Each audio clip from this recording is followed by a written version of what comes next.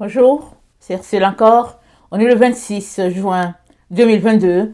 Alors, je viens sonner la trompette aujourd'hui encore et je viens proclamer le retour de notre Seigneur Jésus-Christ. Soyons tous bénis. Amen. Et soyons remplis de sa joie et puis vraiment les yeux sur la route comme on dit. Parce que notre Seigneur Jésus-Christ arrive. Quand j'étais un peu plus petite, hein, alors euh, la tante allait au marché ou quoi, quand elle revenait, on allait toujours l'accueillir. Il faut accueillir. Et si on voit une tante venir de loin, il faut courir à sa rencontre. Il faut aller à sa rencontre et on revient ensemble à la maison. Alors, c'était notre tante qui sortait et qu'elle nous disait qu'elle allait au marché ou bien au carrefour, comme on dit, on avait les yeux sur la route parce qu'on s'est dit, elle va ramener quelque chose. Peut-être du chocolat, des fruits, peu importe. On a les yeux sur la route. Et quand on la voit venir, on court. On veut être les premiers à l'embrasser et puis on veut être les premiers à recevoir, en tout cas, tout ce qu'elle a gardé, n'est-ce pas? Alors, on est dans le temps où on a les yeux sur la route. Ça, c'est une expression africaine. On a les yeux sur la route parce qu'on est en train de voir. On dit, mais il vient quand? Il vient comment? Et puis, il fut un temps où je parlais avec une sœur et la sœur disait, c'est sur quelle nuée qu'il va venir? Regardons le nuée, les nuées, Ursule, regardons les nuées. Est-ce que c'est ces nuées-ci? Est-ce que c'est celui-là? Alors, chacun essaie de s'imaginer comment Jésus-Christ va revenir, ok? Mais on sait que peu importe s'il lui disait exactement comment il viendrait, le jour où il viendrait, ce sera toujours une surprise, n'est-ce pas? Une surprise de la manière dont Jésus vient. Et c'est ça qui fait notre Seigneur. C'est sa marque. La surprise, les surprises agréables, n'est-ce pas? Alors, ils rebâtiront sur d'anciennes ruines. Alors, je viens parler de la venue de notre Seigneur, mais je viens aussi parler du fait que tous ceux-là qui attendent le Seigneur font partie du groupe qui va rebâtir sur les ruines anciennes. Amen. Alors, je vous ai parlé d'une vidéo que j'avais retirée. Alors, parce que j'ai parlé de la vidéo attendez, j'ai parlé de l'enlèvement, le retour de notre Seigneur. Et ce jour-là, quand j'ai mis la vidéo en ligne, dans mon temps de prière, le Seigneur m'a dit, il y a une confusion un peu dans la vidéo, sur la vidéo. En tout cas, voilà. J'ai dit, ah bon, j'ai écouté la vidéo, je l'ai réécoutée. Et puis, quand on écoute, n'est-ce pas, on essaie de voir si ce qu'on a enseigné, c'est vrai ou pas. Ok? Donc, j'ai écouté, je ne voyais pas où il y avait une fausseté, où une fausseté se serait glissée, je ne voyais pas. Amen. Et ça, dans un autre temps de prière, le Seigneur m'a dit, tu as oublié de dire que je viens chercher mon épouse. Alléluia. J'ai dit, oui Seigneur, j'ai oublié. J'ai parlé du fait que on allait rebâtir sur d'anciennes ruines. J'ai parlé du fait que le millénium va se passer sur la terre. Mais j'ai oublié de mentionner la chose la plus importante de toutes les choses, c'est le fait que notre Seigneur Jésus-Christ va venir chercher son épouse. Et tous ceux-là qui partiront, amen, ils vont d'abord aller fêter les noces de l'agneau. Amen et alléluia. Est-ce que vous êtes contents? Je dis toujours ces derniers temps, je dis à mes enfants, il ne faut pas qu'on rate les noces de l'agneau, hein? Il ne faut pas qu'on les rate. Alors, préparons-nous, on ne doit pas rater les noces. Alors, c'est pas évident, mais on fait notre possible. Chacun fait son possible. Faites votre possible. Et puis moi aussi, de mon côté, je fais mon possible. Mais on s'en va pour les noces de l'agneau. Alors, dans Ézéchiel 9, il nous est rapporté comment les gens sont marqués. Ok? Je vais lire. Puis il cria d'une voix forte à mes oreilles. Approchez-vous. Approchez. Vous qui devez châtier la ville. Chacun son son instrument de destruction à la main. Et voici 6 hommes arrivèrent par le chemin de la porte supérieure. du côté du septentrion, chacun son instrument de destruction à la main. Il avait au milieu d'eux un homme vêtu de lin et portant une écritoire à la ceinture. Ils vinrent se placer près de l'autel d'airain. La gloire du Dieu d'Israël s'éleva du chérubin sur lequel elle était et se dirigea vers le seuil de la maison. Et il appela l'homme vêtu de lin, portant une écritoire à la ceinture. L'Éternel lui dit, passe au milieu de la ville, au milieu de Jérusalem, et fais une marque sur le front des hommes qui soupirent et qui gémissent à cause de toutes les abominations qui s'y commettent. Et à mes oreilles, il dit aux autres, passez après lui dans la ville et frappez, que tout œil soit sans pitié, et n'ayez point de miséricorde. Tuez, détruisez les vieillards, les jeunes hommes, les vierges, les enfants, les femmes, mais n'approchez pas de quiconque aura sur lui la marque, et commencez par mon sanctuaire. Ils commencèrent par les anciens qui étaient devant la maison. Il leur dit, souillez la maison et remplissez le mort, les parvis, sortez. Ils sortirent et ils frappèrent dans la ville. Amen. Ils sortirent et ils frappèrent. Donc, on est dans les temps où l'enlèvement a été annoncé. Amen. Alors, on sait que début de l'enlèvement, 15 juin, on sait que ça a été annoncé. Le Seigneur l'a dit, 15 juin. Alors, l'enlèvement, c'est comme prendre le vol, c'est comme embarquer dans un avion. Tu ne peux pas aller prendre ton avion sans passer par la zone d'embarcation. Tu arrives, tu es là, dans le hall, tu peux causer avec ta famille, mais vient un moment où on lance un premier appel pour dire les passagers du vol tant, prière de vous avancer, de vous présenter au comptoir numéro tant. Vous allez au comptoir numéro tant, on dit bon, c'est l'enregistrement. On vous enregistre. Vous n'êtes pas encore parti, mais vous êtes dans une salle maintenant. Une salle vitrée. Vous pouvez voir les autres leur faire la main. Vous pouvez venir vous parler. L'autre ne va pas t'entendre, mais il va lire à travers les lèvres. Et puis, vous pouvez rester l'un en face de l'autre. Mais il y a une vitre qui vous sépare. Parce que toi qui voyages, tu as déjà embarqué, tu es dans la zone d'embarcation. Tu ne peux plus sortir de là. Alors, c'est le temps dans lequel on est. Voilà pourquoi le Seigneur nous dit 15 juin, début de l'enlèvement. Ça veut dire quoi? Ça veut dire que notre Dieu, à travers ses anges, est en train de marquer les gens qui vont embarquer. Les gens qui vont embarquer pour les noces. Et on ne sait pas comment on va partir. Quel type de chariot. Alors, Élisée a vu le chariot qui est venu prendre son père Élie. Quand Élie partait, Élie lui a dit, ce que tu me demandes double portion. Mais au fait, je ne peux pas te le garantir. Mais si tu me vois partir, alors cela te sera accordé. Alors Élisée a vu le chariot qui est venu chercher Élie. Et la double portion lui a été accordée. Alors comment est-ce qu'on va partir? Comment? Est-ce que c'est les chariots? Est-ce qu'on va partir les ailes? Tout ce qu'on sait, c'est que on sera marqué du sceau de Dieu. Et le sceau de Dieu, c'est le Tav. Et le Tav, c'est le signe de la croix. Alléluia. Et le Tav, c'est la 22e lettre de l'alphabet hébraïque. Et 22, c'est le chapitre 22, le dernier chapitre de l'Apocalypse. Hey, praise the Lord. Et on est en 2022. Bon, un signe. Mais le Seigneur, dans le temps dans lequel nous sommes, il est en train de nous dire, ne vous laissez pas distraire.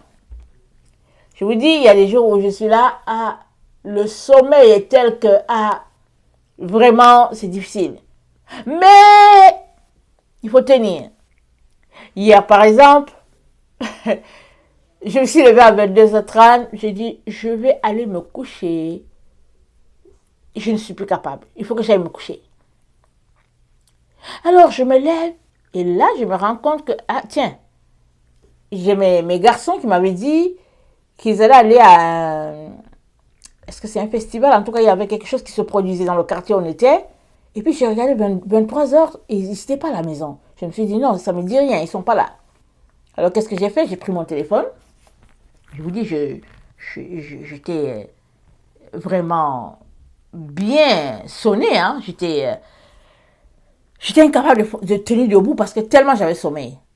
Mais je me suis rendu compte que mes enfants n'étaient pas là. Ils n'étaient pas encore rentrés. Alors j'ai pris le téléphone, toc, toc, toc, toc. Le sommeil est parti. Parce qu'il fallait que je ne peux pas aller dormir si mes enfants ne sont pas là. Je ne sais pas où ils sont. Il fallait qu'ils rentrent. Alors il fallait que je sache tel est où. Et puis il y avait les cellulaires qui se déchargent et tout. Finalement, d'ici là que mes enfants reviennent, mes yeux étaient bien ouverts. Bien ouverts. Le sommeil était parti. J'ai dit Alléluia, merci Seigneur. Et j'ai bombardé avant d'aller me coucher. Et j'ai dit merci Seigneur. C'est une grâce. Entre la personne qui était incapable de vraiment de tenir debout et celle-là qui finalement est en train de prier, il y a eu un miracle divin. Amen. Et juste, il a fallu que les enfants ne soient pas là pour que l'instinct maternel ressorte et que cela serve à l'avancement du règne de Dieu. Amen. Parce que je me suis mise à prier. Alors, on est vraiment dans ce temps-là où on doit rester éveillé, coûte que coûte. Et on doit examiner nos cœurs pour voir s'ils plaisent à Dieu. Parce que dans Ézéchiel 9, tel que c'est rapporté, ceux-là qu'on détruit, c'est... Attendez, comment on dit ça? C'est dit. Tuez, détruisez, le verset 6 de Ézéchiel 9. Tuez, détruisez les vieillards, les jeunes hommes, les vierges, les enfants, les femmes, mais n'approchez pas de quiconque aura sur lui la marque. Et commencez par mon sanctuaire. Et ceux qui ont la marque, c'est ceux qui ont la... Ici, bon, il faut qu'on précise, là, nous les enfants de Dieu, n'approchez pas de ceux qui ont la marque de Dieu, c'est-à-dire le tave. Alors, pourquoi est-ce qu'ils ont le tave sur eux, sur leur front, ou bien peu importe l'endroit où le Seigneur le place? Pourquoi est-ce qu'ils ont le tave? C'est dit, ils soupirent. Ils sont fatigués des abominations qui se passent sur la terre. Il dit, Seigneur, jusqu'à quand? Ils languissent, ils attendent leur Seigneur. Et puis bon, voilà, ils sont marqués du tave. Parce qu'ils sont enflammés pour leur Seigneur, pour le retour. Et puis donc voilà. Et c'est comme ça que nous devons être dans le temps dans lequel nous sommes. Nous devons être dans nous devons être en attente. Voilà, nous devons être en attente de notre Seigneur. Aux aguets, voilà le mot. On doit être aux aguets. Et après cela, une fois qu'on est marqué, amen, on continue d'attendre. Parce que là où nous sommes, il y a deux groupes, disons trois. Il y a le groupe de ceux qui sont marqués, il y a le groupe de ceux, au fait, qui ne seront pas marqués. Ok? Et dans le groupe de ceux qui sont marqués, amen, il y en a qui seront marqués parce qu'ils sont vraiment prêts et ils partiront lors du premier voyage. Il y a les autres, ils vont s'apprêter. Ok? Ils seront en train de s'apprêter. Et ils vont passer par toutes sortes d'exactions, de situations difficiles, pénibles. Mais ils devront se tenir et défendre leur foi. Un peu comme Étienne, qui est mort en martyr juste parce qu'il s'est réclamé de Jésus. Ok? Et les gens l'ont tué. Alors, peu importe, que tu sois du premier groupe, que tu sois du second, on est dans un temps où c'est notre foi qui nous donnera de triompher. Amen. Jésus-Christ a dit dans Apocalypse 2, le verset 7, je vais le lire. Il a dit, excusez-moi, que celui qui a des oreilles entende ce que l'Esprit dit aux églises. Celui qui vaincra, je donnerai à manger de l'arbre de vie qui est dans le paradis de Dieu. Celui qui vaincra, il s'agit d'être vainqueur. Dans le temps dans lequel nous sommes, il s'agit d'être vainqueur de la situation dans laquelle tu te trouves. Amen. Alors, pendant que nous sommes là, en train d'attendre, on doit vaincre toute situation sur notre chemin. C'est-à-dire, on est dans le temps où on doit se repentir. La repentance à outrance. C'est dans ce temps dans lequel nous sommes. Et je nous encourage à veiller à cela. Vraiment, avec minutie. Assurons-nous qu'on ne laisse rien à la merci de notre ennemi. Assurons-nous. Alors, donc,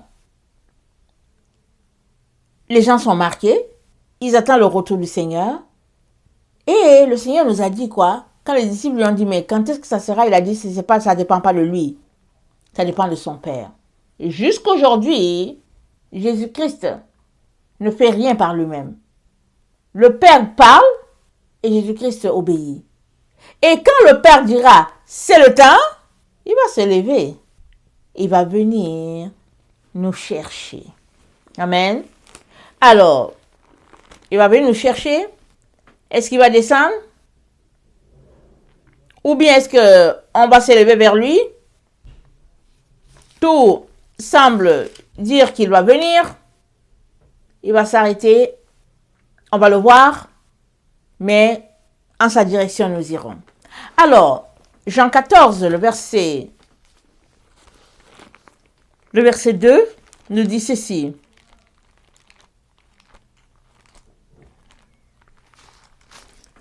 Jean 14, le verset 2. Que votre cœur ne se trouble point. Croyez en Dieu et croyez en moi.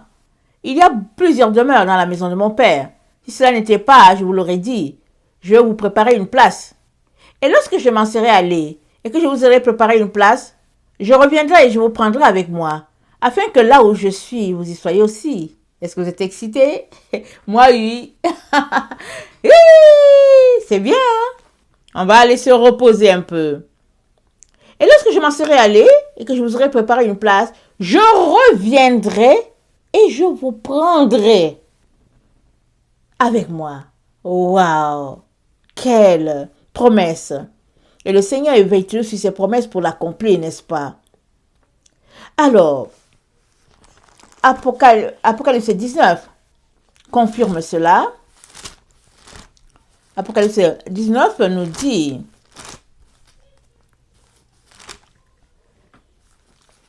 le verset 7, réjouissons-nous et soyons dans l'allégresse.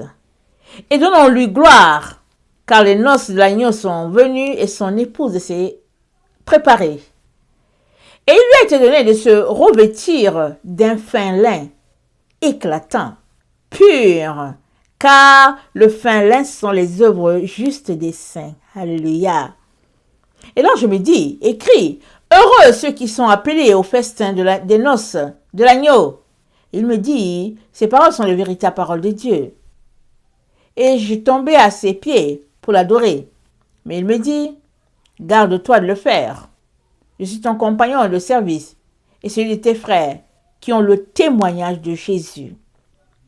Adore Dieu, car le témoignage de Jésus est l'esprit de la prophétie. Alors Jésus-Christ nous dit, je vais vous préparer une place, je reviendrai et je vous prendrai. Son témoignage, c'est l'esprit de prophétie. C'est-à-dire, tout ce qu'il prophétise va se réaliser. C'est en ça qu'on sait que c'est le vrai Jésus, le vrai. Amen. Alors, Jésus-Christ va revenir nous prendre. Il l'a dit. Et il est important, hein, qu'on n'ajoute pas des choses. Vous savez, quand mes enfants sortent, je leur dis, n'achetez rien. Rien, revenez comme ça. Ils disent, mais pourquoi? Je dis, mais comment pourquoi? N'achetez rien. C'est tout. On va pas continuer de remplir la maison, on vide d'un côté et puis on... Je dis, non, n'achetez rien. Revenez comme ça.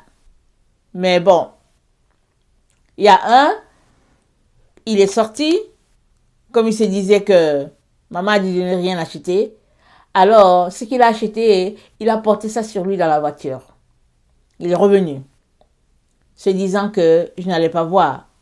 Mais j'ai vu que quand il était sorti, j'ai regardé le t-shirt qu'il avait, j'ai dit, il me semble que ce t-shirt, c'est la première fois que je le vois. ben finalement, on a pouffé de rire parce que il l'avait acheté, il l'a porté en même temps parce que maman a dit, je n'ai rien acheté. Mais lui, il voulait acheter. Donc, ça c'est l'exemple des enfants. Hein. Mais nous, les adultes, on fait aussi pareil. On sort, on oublie qu'on est en train de partir. On n'a plus besoin de quelque chose. On oublie qu'on est en train de partir. Donc, on est en train de se dépouiller sur tous les plans. Mais on achète quand même. On achète. Mais soyons conséquents envers nous-mêmes, n'est-ce pas? Puisqu'on attend le retour du Seigneur, concentrons-nous à nous occuper des choses d'en haut. Alors, le dépouillement donc consiste à laisser de côté les œuvres mortes. Hébreux 6, le verset 1 à 2.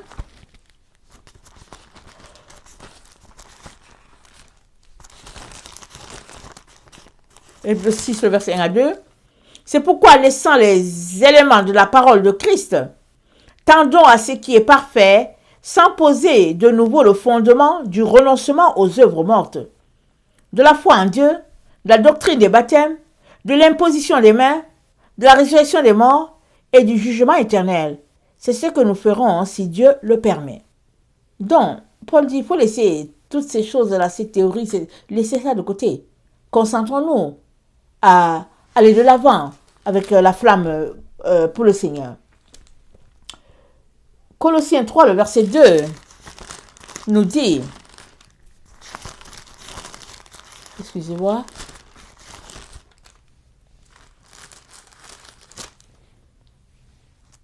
affectionnez-vous aux choses d'en haut et non à celles qui sont sur la terre. Car vous êtes morts et votre vie est cachée en Jésus-Christ. Non, et votre vie est cachée en Christ, en Dieu. Quand Christ, votre vie, paraîtra, alors vous paraîtrez aussi avec lui dans la gloire. Amen. Il nous dit d'être effacés. Il dit, c'est quand Christ paraîtra que nous aussi on va venir. Mais pour le moment, il faut qu'on soit des non-name, des gens effacés, des gens bafoués, méprisés, insultés, bannis comme on dit. Paul dit, quand Christ viendra, vous aussi vous paraîtrez avec lui. Amen. Donc voilà où nous sommes. En train de nous dépouiller. Et non pas en train de nous remplir. Et si nous remplissons, nous devons nous remplir de Jésus-Christ. Amen. Si nous revêtons, nous devons nous revêtir de Christ. Allez, amen. Alléluia. On doit, c'est à cela que consiste notre vie dans le temps dans lequel nous sommes. Alléluia. Alors, sommes-nous prêts? Mais qui peut dire qu'il est prêt? En tout cas, moi, je ne peux pas vous dire que je suis prête. Hein? Je ne suis pas prête. Souvent, je m'arrête, je me dis, ah Seigneur, vraiment, viens à mon secours. Mais est-ce qu'il y a quelqu'un qui peut dire qu'il est prêt? C'est pas possible. Mais on n'est jamais assez prêt, mais on doit toujours s'apprêter. Amen. Comme quand la Bible dit, priez sans cesse. Alors quelqu'un dirait, mais est-ce qu'on peut prier sans cesse? Mais oui, tu peux prier sans cesse. C'est-à-dire, tu peux prier et il ne faut pas qu'il y ait un temps où tu te détournes de la prière pour autre chose. Alors tu peux prier et puis après tu finis, tu dis Amen et ton esprit est toujours en train de prier et tu es toujours en train de prier. Prier, prier, prier. Et quand tu n'es plus capable de prier, tu pries quand même. Parce que c'est le stade où nous sommes. Il n'y a pas un temps, un intervalle de temps pour faire autre chose. Il n'y en a pas. Dans Apocalypse, attendez. Donc, les noces de l'agneau sont prêtes. Après les noces, on va revenir. Mais pas tous, par exemple. Pourquoi? Pourquoi revenons-nous? Il y a un groupe qui va revenir. Mais pourquoi? On revient pour le combat. Ok? Il est bon de préciser. Apocalypse 19, le verset 1 à 15.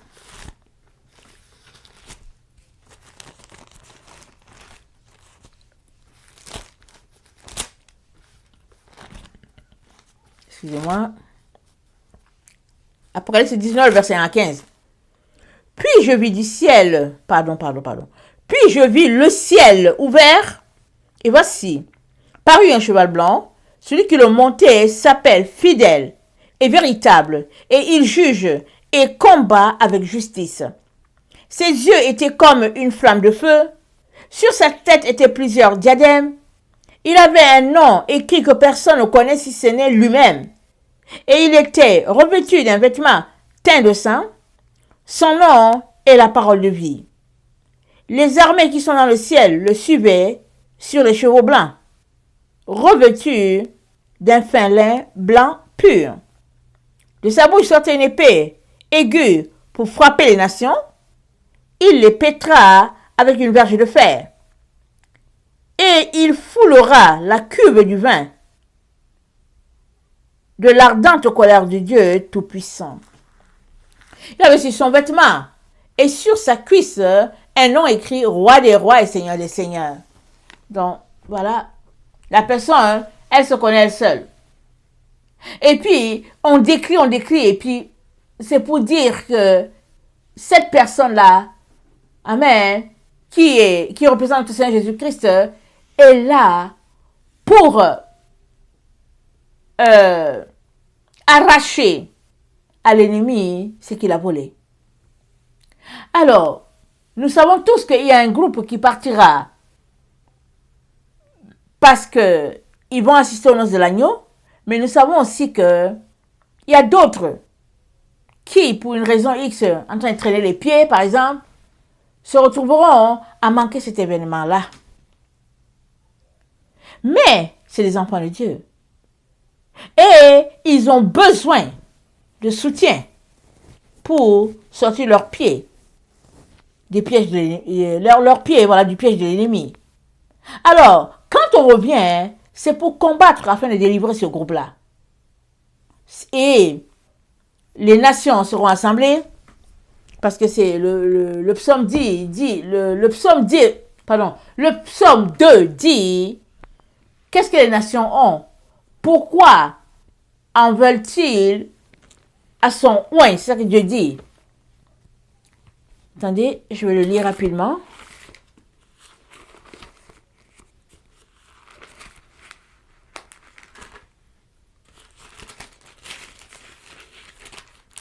C'est dit, excusez-moi, pourquoi ce tumulte parmi les nations, ces vaines pensées parmi les peuples? Pourquoi les rois de la terre se lèvent-ils? Et les princes se liguent-ils avec eux contre l'Éternel et contre son oint? Brisons leurs liens, délivrons-nous de leurs chaînes. Celui qui siège dans les cieux rit, le Seigneur se moque d'eux. Donc, notre Seigneur Jésus-Christ, il vient pour combattre. Il vient pour arracher à l'ennemi tout ce qu'il a volé. À Adam et Ève, il a volé. Donc, il vient arracher. Alors, il y aura un groupe qui reviendra avec le Seigneur Jésus et qui vont combattre. Il y a les autres qui ne reviendront pas tout de suite.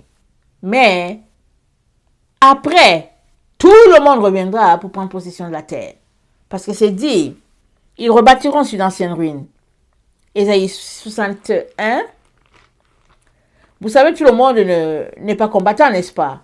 Et ça, c'est normal, ça fait partie de la vie. C'est pour cela que ceux qui reviendront, c'est ceux à qui Dieu aura donné de combattre.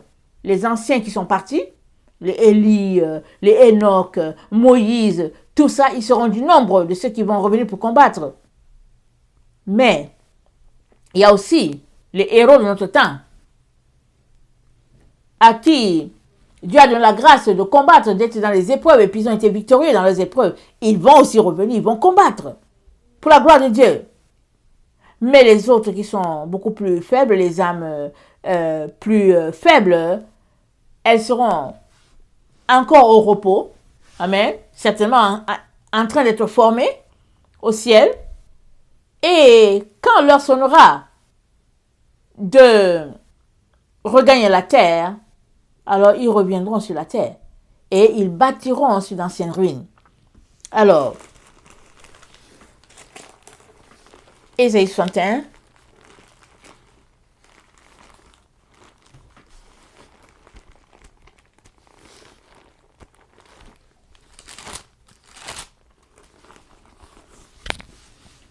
Ésaïe 61, verset 4. Ils rebâtiront sur d'anciennes ruines, ils relèveront d'antiques décombres, ils renouvelleront des villes ravagées, dévastées depuis longtemps. Des étrangers seront là et feront paître vos troupeaux. Des fils d'étrangers seront vos laboureurs et vos vignerons. Mais vous, on vous appellera sacrificateur éternel. On vous nommera serviteur de notre Dieu. Vous mangerez des richesses des nations et vous glorifierez de leur gloire. Ésaïe 58, le verset 12.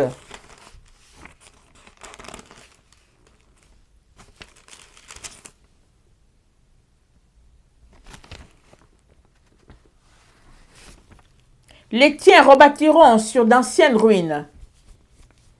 Tu relèveras des fondements antiques.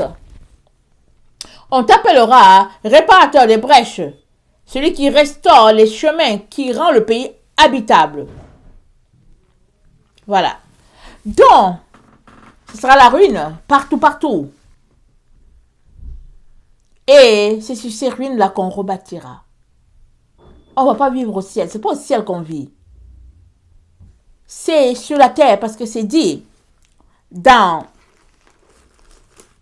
le psaume 21, le verset 5. C'est dit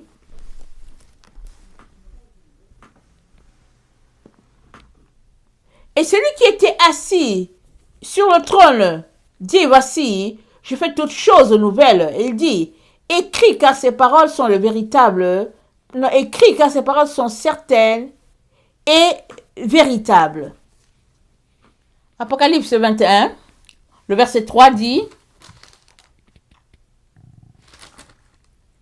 et j'entendis du trône une forte voix qui disait voici le tabernacle de Dieu avec les hommes. Il habitera avec eux et ils seront son peuple et Dieu lui-même sera avec eux. Je vais sauter, je vais au verset 7. Celui qui vaincra héritera ces choses et je serai son Dieu et il sera mon fils. Mais pour les lâches, les incrédules, les abominables, les meurtriers, les impudiques, les enchanteurs, les idolâtres et tous les menteurs, leur part sera dans l'étang ardent, là sera dans l'étang ardent de feu et de soufre, ce qui est la seconde mort. Alors, Dieu lui-même habitera au milieu d'eux. Alors, on comprend que quand on va revenir, c'est pour remettre tout à nouveau. C'est pour, pas remettre tout à nouveau, c'est pour bâtir sur les ruines afin qu'on puisse vivre normal et puis que le millénium soit vraiment consommé sur cette terre. Mais, regardez, au verset 5 d'Apocalypse 21, c'est dit, celui qui était assis sur le trône dit, voici, je fais toutes choses nouvelles. Et il dit, écrit, car ces paroles sont certaines et véritables. Je fais toutes choses nouvelles. Alors, quand on reviendra, la terre ne sera plus comme on la connaît. La preuve est que dans Apocalypse 6, c'est dit, le verset 12, je regardais quand il ouvrit le 6e sceau. Il y eut un grand tremblement de terre, le soleil devint noir comme le sac de crin, la lune entière devint comme du sang, et les étoiles du ciel tombèrent sur la terre, comme lorsqu'un figuier secoué par un vent violent jette ses figues vertes. Le ciel se retira comme un livre qu'on roule, et toutes les montagnes et les îles furent remuées de leur position. Donc, les montagnes et les îles furent remuées. C'est pas une blague. On peut lire, on peut dire, ah ouais, mais c'est les jeux vidéo. Mais, dans le vrai de vrai, ils seront changés. Alors, excusez-moi de rire, c'est pas drôle. Ça veut dire parce que Dieu il va détruire, mais dans la destruction, c'est pas tout le monde qui va mourir, mais il va détruire. Si on lit, on va dire, quand on lit Apocalypse, on voit, on dit, bon, un tiers a été détruit. On lit, on dit, un quart a été détruit. Donc, quand Jésus-Christ reviendra, en tout cas, il y aura peu de gens sur la terre. Alors, imagine alors 2 personnes qui sont là, dans leur coin du pays ou du village, et c'est remué, finalement, l'autre se retrouve, il y a une mer entre les deux, et puis l'autre se retrouve séparé. Regardez la carte de l'Afrique. Quand on voit la carte de l'Afrique, regardez Madagascar. On sait qu'il y a eu un tremblement qui a fait que, bon, voilà, Madagascar s'est décollé de l'Afrique, et c'est une île qui est là. Mais qu'est-ce qui s'est passé? On ne sait pas. Alors, on a toute l'éternité pour que le Père nous raconte. Mais, ça nous dit, dans Apocalypse 6, le verset 12, que les montagnes, les îles seront remuées. Alors, ce sera un phénomène vraiment qui fera peur. Ok? Ce sera un phénomène qui fera peur. Alors, mais pour les enfants de lumière, on n'a pas besoin d'avoir peur. On sait que toutes ces catastrophes-là annoncent la venue du roi des rois. Et la venue du roi des rois, ça nous est décrit dans 1 Thessaloniciens 4. Je pense que c'est ça. 1 Thessaloniciens 4. Ok, c'est 1 Thessaloniciens 5. C'est dit, pour ce qui est du temps et des moments, vous n'avez pas besoin qu'on vous en écrive. Car vous savez bien, vous-même, que le jour du Seigneur viendra comme un voleur dans la nuit. Quand les hommes diront paix et sécurité, alors une ruine soudaine les surprendra. Comme les douleurs de l'enfantement surprennent la femme enceinte, et ils n'échapperont point. Mais vous, frères, vous n'êtes pas dans les ténèbres pour que ce jour vous surprenne comme un voleur. Waouh! Tout est là. Et il dit, ce jour n'a pas besoin de nous surprendre. Alors, quand quelqu'un, comme moi, vient dire, l'enlèvement a commencé le 15 juin, ok?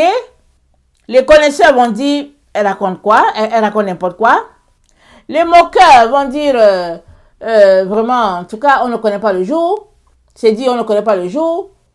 Et les enseignants vont te dire que, en tout cas, chacun va dire quelque chose.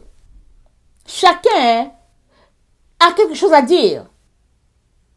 A une parole qui est donnée. Tout le monde est enseignant. Si bien que souvent ça passe pas. Une parole que Dieu veut donner, ça passe pas. Mais c'est écrit ici, Paul qui dit, mais vous frères, vous n'êtes pas dans les ténèbres pour que ce jour vous surprenne comme un voleur.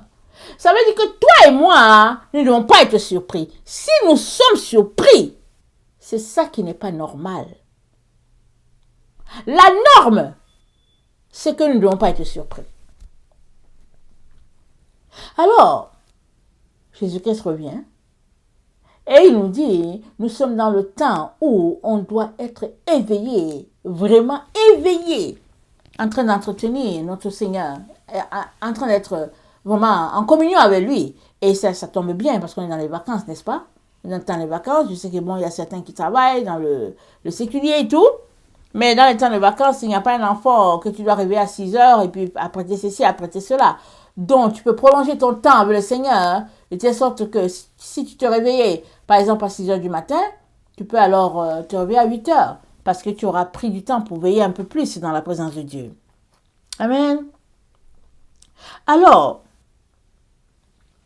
Dieu fait toutes choses nouvelles.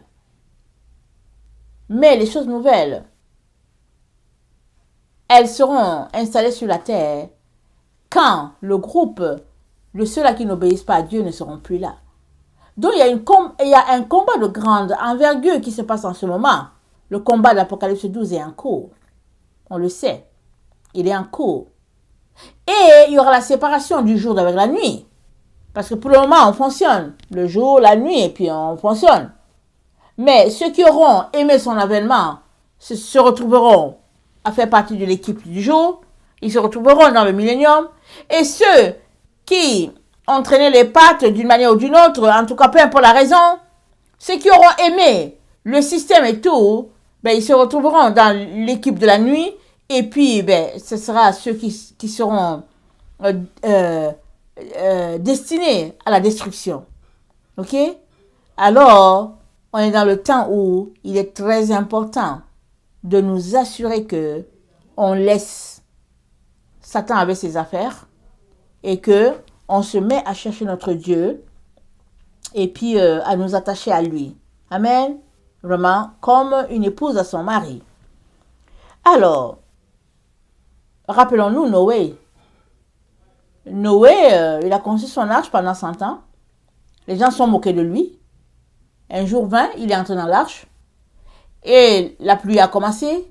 Et finalement, l'arche s'est élevée. Et c'est resté dans ce lieu, sur le mont, où Dieu l'a gardé. Je ne sais plus si c'était 40 jours. Jusqu'à ce que le déluge passe. Et Noé est redescendu. Et, ben Noé, l'arche est redescendue. Et puis, c'est resté quand même au niveau d'une montagne. Et Noé a envoyé la colombe une fois, 2 fois, 3 fois. Je pense que c'est la 3e fois que la colombe n'est pas revenue. La 2e fois, je pense qu'elle est revenue, elle avait une gerbe. La première fois, elle est partie, elle est revenue tout de suite. La 2e fois, elle est partie, elle est revenue avec une herbe au niveau de son bec. La 3e fois, elle est partie, elle n'est plus revenue. Et puis Noé a compris que les eaux avaient tari et que c'était le temps d'ouvrir l'arche et de faire sortir les animaux. Et qu'est-ce qui s'est passé? Noé devait rebâtir avec ses enfants. Et la Bible nous dit qu'ils se sont installés là où l'arche a atterri. La Bible nous dit ils se sont installés à tel endroit et puis ils ont bâti là. Donc, ils ont dû aller chercher peut-être du bois et puis bon, toutes sortes d'équipements pour refaire, amen, l'habitat. C'est ça qui va arriver quand notre Seigneur Jésus-Christ aura enlevé son épouse, qu'ils seront, je veux dire, il aura enlevé ceux-là qui lui appartiennent. Ils partiront pour les noces. Pendant qu'ils seront là-bas pour les noces, ils seront aussi en formation. Ok? Il y aura aussi une formation parce que dans la présence de Dieu, c'est cela. Et quand ils vont revenir, il y a l'équipe de combat qui est d'abord là en premier. Et après, les autres vont suivre. Parce que la terre a été bâtie, a été créée par notre Dieu pour Adam et Ève. C'est ça, n'est-ce pas? C'est pour Adam et Ève. L'ennemi est venu infecter. Mais Dieu, vous voyez, notre Dieu, il est tenace. Il ne baisse pas les bras. Il l'avait fait pour ses enfants. Et ça demeure que c'est pour ses enfants, ce n'est pas pour les diables. Alors, il va rebâtir. Les enfants de Dieu vont rebâtir, pardon. Et ce sera dans la nouvelle Jérusalem. Amen, c'est ça qui est dit. Alors, mes chers frères et chères sœurs, on est proche du but. On est très, très proche. Mais souvent, on a l'impression que les choses sont lointaines. Tellement lointaines. Mais le Seigneur aimerait que tu saches que ça équivaut peut-être à quelques minutes de notre temps. Le petit temps qui nous reste. Ne nous laissons donc pas distraire. Ne nous laissons pas décourager. Ne nous laissons pas détourner. Mais restons concentrés. Amen. Sur notre Seigneur. Afin que on ne puisse pas rater ce moment important de notre vie. Amen. Que le Seigneur bénisse sa parole. Je vous aime beaucoup. Et Dieu davantage. Maranatha, Jésus revient. Amen et Amen. Alléluia.